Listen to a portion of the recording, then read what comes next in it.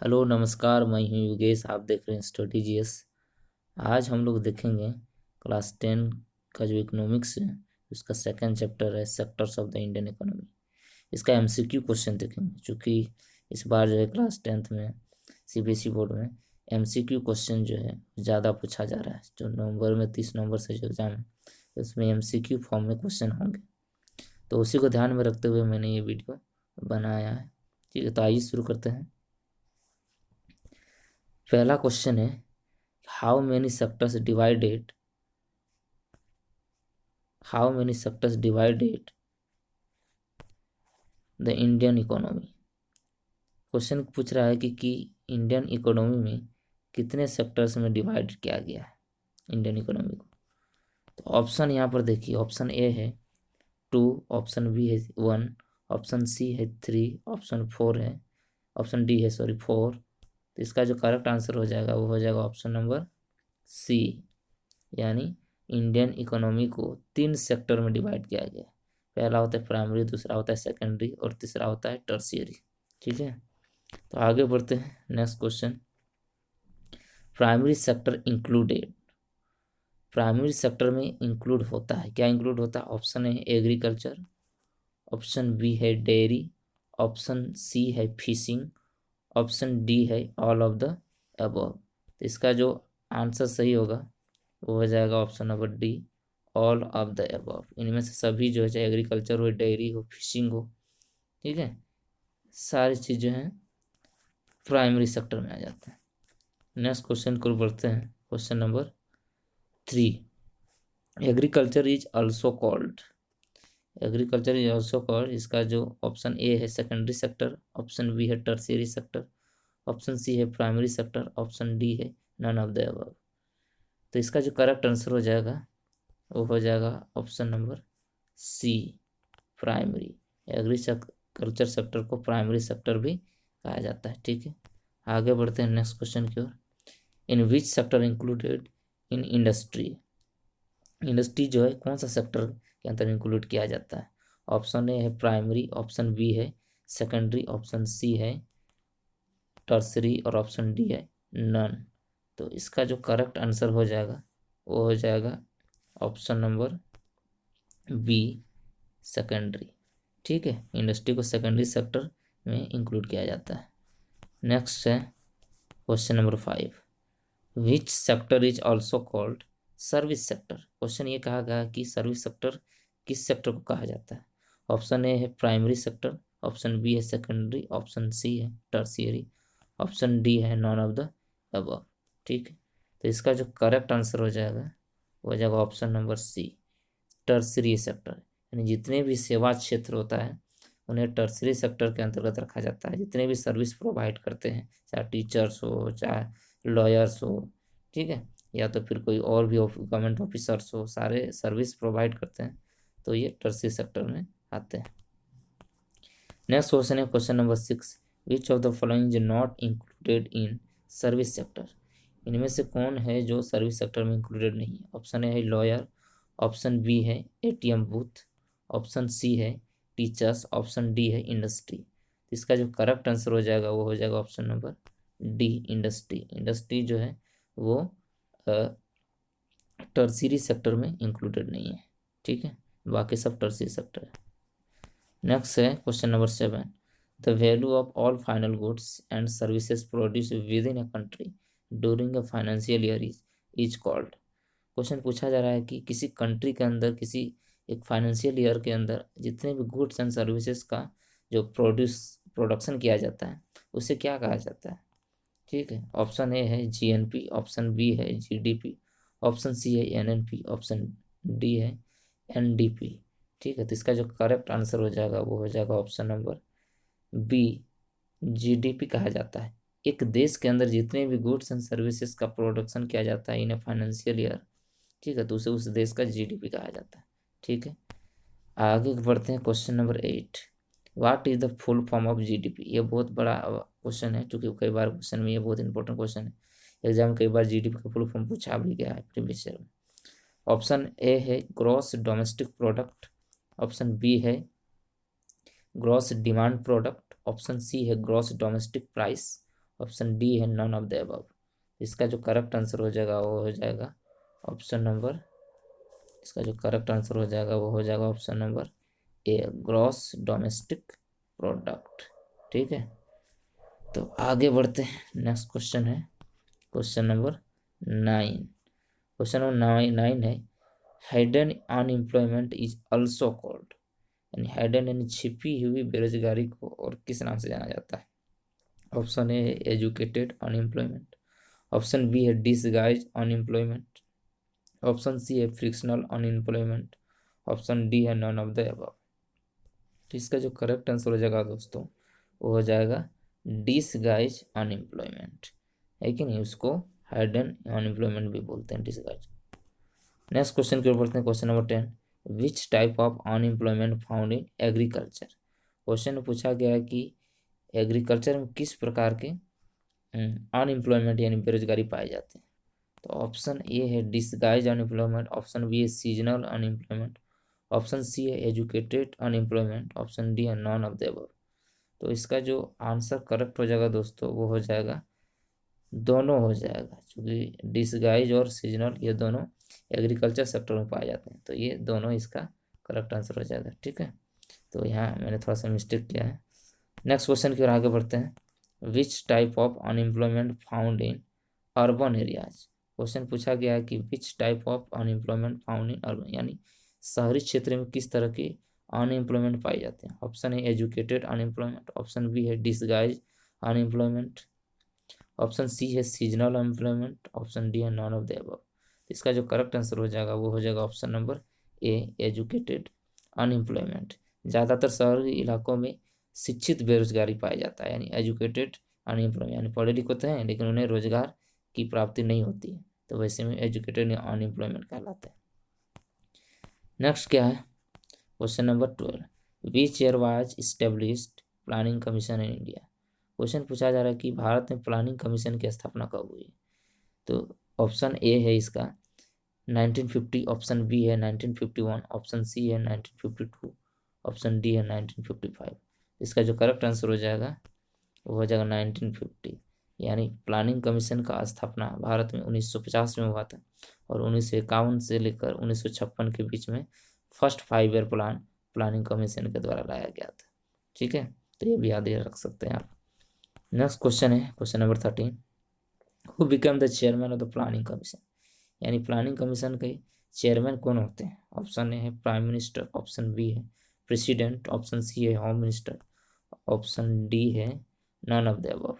तो इसका जो करेक्ट आंसर हो जाएगा दोस्तों वो हो जाएगा ऑप्शन नंबर ए, प्राइम मिनिस्टर, यानी जो प्रधानमंत्री होते हैं वही चेयरमैन होते हैं प्लानिंग कमीशन के। ठीक है, नेक्स्ट क्वेश्चन क्या है क्वेश्चन नंबर 14, ये planning commission is also called. Question पूछा जा रहा है प्लानिंग कमीशन को और किस नाम से जाना जाता है। तो इसे ऑप्शन ए है प्लानिंग कमिटी, ऑप्शन बी है फाइनेंशियल कमीशन, ऑप्शन सी है नीति आयोग, ऑप्शन डी है नॉन ऑफ द अबव। इसका जो करेक्ट आंसर हो जाएगा वो हो जाएगा नीति आयोग। ठीक है, इसे नीति आयोग के नाम से जाना जाता है, अब पहले जाना जाता था प्लानिंग कमीशन। ठीक है, नेक्स्ट क्वेश्चन है विच year was establish NITI Aayog. NITI Aayog की स्थापना कब हुई। ऑप्शन ए है 2012, ऑप्शन बी है 2013, ऑप्शन सी 2014, ऑप्शन डी है 2015। इसका जो इस्टेब्लिशमेंट हुआ था नीति आयोग का वो हुआ था 2015 यानी 2015 में 1 जनवरी। ठीक है, 1 जनवरी 2015 की इसकी स्थापना, यानी मोदी जी जब सरकार में है तो प्लानिंग कमीशन का नाम चेंज करके 1 जनवरी 2015 को नीति आयोग कर दिया गया। नेक्स्ट क्या है क्वेश्चन नंबर 16 है who was the first vice chairman of NITI Aayog. नीति आयोग के पहले वाइस चेयरमैन कौन थे। ऑप्शन है आपके सामने अरविंद पनगड़िया, ऑप्शन बी है सुरेश पटेल, ऑप्शन सी है अमिताभ कांत, ऑप्शन डी अरुण कुमार मिश्रा। इसका जो करेक्ट आंसर हो जाएगा दोस्तों वो हो जाएगा option number A, Arvind Panagariya, यही नीति आयोग के फर्स्ट चेयरमैन वाइस चेयरमैन थे। ठीक है, और ये अमिताभ कांत जो हैं दोस्तों, ये अमिताभ कांत जो हैं ये अभी सीईओ है, चीफ एग्जीक्यूटिव ऑफिसर, यानी सीईओ है अभी प्रेजेंट टाइम पे। नीति आयोग के। नेक्स्ट क्वेश्चन की ओर बढ़ते हैं। Question number 17, who is the present vice chairman of NITI Aayog. Question पूछा जा रहा है कि प्रेजेंट चेयरमैन कौन है नीति आयोग के। Option A Rajiv Kumar, option B है Ranjit Singh, option C S Deswal, option D है नॉन ऑफ द अबव। इसका जो करेक्ट आंसर हो जाएगा दोस्तों वो हो जाएगा option number A Rajiv Kumar. NITI Aayog के चेयरमैन अभी कौन है, वाइस चेयरमैन सॉरी, तो राजीव कुमार। नेक्स्ट क्वेश्चन है what is the full form of NITI Aayog, यानी नीति आयोग में जो नीति है उसका फुल फॉर्म पूछा जा रहा है। ऑप्शन है national institution for transforming India, option B है national institute of technical industry, option C है national insurance of transformation India, option D none of the above. इसका जो करेक्ट आंसर हो जाएगा दोस्तों वो हो जाएगा option number A national institution for transforming India. ठीक है, नीति आयोग का फुल फॉर्म, नीति का फुल फॉर्म। नेक्स्ट क्वेश्चन की ओर बढ़ते हैं। Question number 19, which year was establish MNREGA, यानी Mahatma Gandhi national rural employment guarantee act. MNREGA का फुल फॉर्म होता है Mahatma Gandhi national rural employment guarantee act. इसका स्थापना पूछा जा रहा है। ऑप्शन ए है 2004, ऑप्शन बी है 2005, ऑप्शन सी है 2006 और ऑप्शन डी है 2010। इसका जो करेक्ट आंसर हो जाएगा वो हो जाएगा ऑप्शन नंबर बी 2005 में मनरेगा की स्थापना की गई। नेक्स्ट क्वेश्चन की ओर बढ़ते हैं। Question number 20, how many working days ensure the MNREGA in rural areas. MNREGA के अंतर्गत कितने दिन का काम इंश्योर किया जाता है। ऑप्शन ए है 200, ऑप्शन बी है 400, ऑप्शन सी है 100 और ऑप्शन डी है 159। तो इसका जो करेक्ट आंसर हो जाएगा वो हो जाएगा ऑप्शन नंबर सी 100, यानी इसमें 100 दिन की जो काम की गारंटी रहता है ये है। ठीक है, right to work.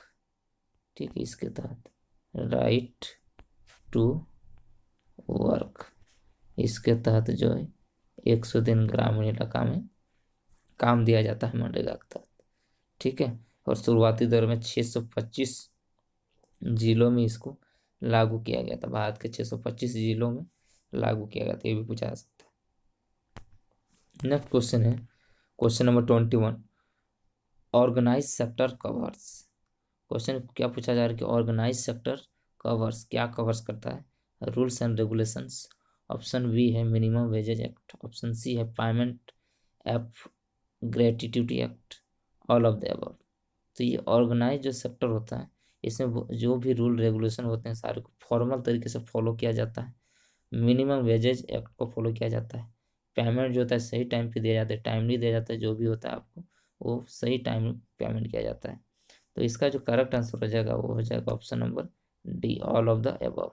Organise sector में सारी ये सब सारी चीज़ें बहुत अच्छी तरह से रेगुलेट होती है।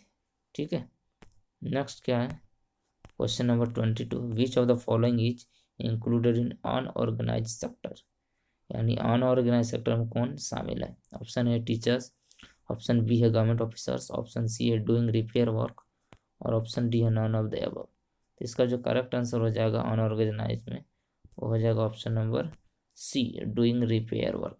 ये क्या है, ये कभी भी रिकवर करते हैं, कभी भी नहीं। बहुत सारे इससे समय होता है जो इनका जब मन करे तब करें, मतलब मर्जी अनुसार। इनका कोई रूल रेगुलेशन होता नहीं, कहीं भी बैठ के करने लगते हैं कभी भी, टाइम का भी कोई लेखा जोखा नहीं होता। ठीक है, तो ये ऑप्शन सी इसका करेक्ट आंसर हो जाएगा। नेक्स्ट क्वेश्चन को बढ़ते हैं। क्वेश्चन नंबर है 23, which types of unorganise sectors found in rural areas. Question पूछा है कि रूरल एरियाज में कौन से प्रकार के अनऑर्गेनाइज यानी असंगठित क्षेत्र पाए जाते हैं। ऑप्शन ए है लैंडलेस एग्रीकल्चर, ऑप्शन बी है small and marginal farmers, option C है शेयर क्रॉपर्स, ऑप्शन डी है आर्टिसंस, ऑप्शन ई है ऑल ऑफ द अबव। तो इसका जो करेक्ट आंसर हो जाएगा दोस्तों वो हो जाएगा ऑल ऑफ द अबव। इनमें से सभी प्रकार की चीज़ें पाई जाती है। ठीक है, unorganise sector in rural areas. Next question की ओर बढ़ते हैं। क्वेश्चन है 24, in the urban areas organise sector comprises of worker in. यानी अर्बन एरियाज में जो ऑर्गेनाइज सेक्टर होते हैं, अनऑर्गेनाइज, यहाँ अन लिखना भूल गए हैं, थोड़ा सा मिस्टेक है, अनऑर्गेनाइज सेक्टर्स कंप्राइज। तो इसका जो होगा ऑप्शन ए है small scale industry, option B है casual worker in construction, option C है ट्रेड, ऑप्शन डी है ट्रांसपोर्ट, ऑप्शन ई है ऑल ऑफ द अबव। तो इसका करेक्ट आंसर क्या हो जाएगा? All of the above. इनमें से सभी क्या है? अर्बन एरियाज में अनऑर्गेनाइज सेक्टर के एग्जाम्पल। नेक्स्ट क्वेश्चन की ओर बढ़ते हैं। Question number 25, the sectors are classified into public and private sector on the basis of, यानी सेक्टर, किसी भी सेक्टर को या तो प्राइवेट या तो पब्लिक यानी सरकारी या निजी सेक्टर में डिवाइड किया जाता है, बांटा जाता है, वो किसके बेसिस पर? ऑप्शन ए है आपके सामने एम्प्लॉयमेंट कंडीशन, ऑप्शन बी है the nature of economic activity, option C है ownership of the enterprises, option D है नंबर ऑफ वर्कर्स।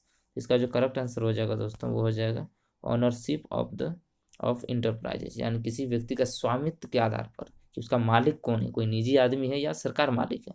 ठीक है, तो इसी के आधार पर हम ये डिसाइड करते हैं कि प्राइवेट है, जैसे रिलायंस मुकेश अंबानी का है, तो वो क्या है? एक निजी आदमी है, तो वो क्या है? एक प्राइवेट कंपनी है।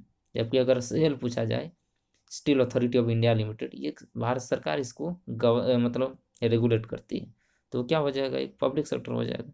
ठीक है, तो किसके आधार पर? ओनरशिप के आधार पर, यानी कौन उसका मालिक है, सरकार है या कोई निजी आदमी। अगर सरकार उसका मालिक है तो उसे पब्लिक सेक्टर कहा जाएगा, जबकि कोई निजी आदमी है तो उसे प्राइवेट सेक्टर कहा जाएगा। ठीक है, आगे है नेक्स्ट क्वेश्चन की ओर, और ये लास्ट क्वेश्चन है 26, in terms of GDP the share of tertiary sector in 2013-14 is between percent. पूछा जा रहा है कि 2013 और 14 में जीडीपी का परसेंट टर्शियरी सेक्टर का कितना था? ऑप्शन ए है 20-30%, ऑप्शन बी है 30-40%, ऑप्शन सी है 50-60%, ऑप्शन डी है 60-70%। इसका करेक्ट आंसर हो जाएगा दोस्तों, हो जाएगा ऑप्शन नंबर डी, 60-70% जीडीपी में इसका कंट्रीब्यूशन था टर्शियरी सेक्टर 2013-14। ठीक है, तो इसी तरह का वीडियो आपको देखने के लिए आप जो इस चैनल है स्टडी जीएस, इसको आप सब्सक्राइब कर सकते हैं। ठीक है, और जो एसएसटी है उसका हम हर चैप्टर का हम एमसीक्यू वीडियो डालते रहेंगे। So thank you for watching.